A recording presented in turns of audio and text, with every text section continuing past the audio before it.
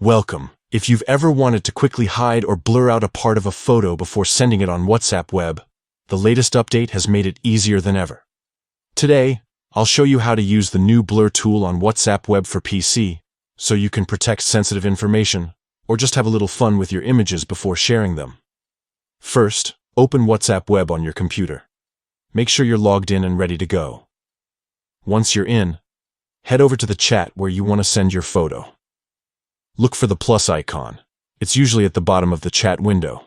Click on it, and you'll see the option to choose photos and videos.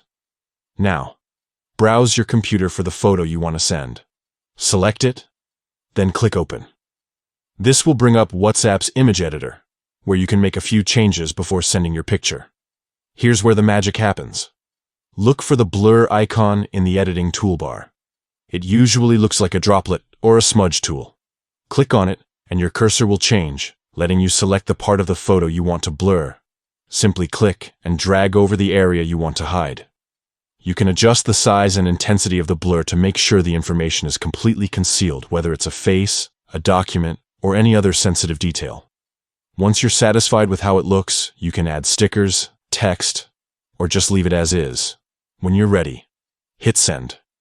Your edited photo will go straight into the chat, with the selected part perfectly blurred out.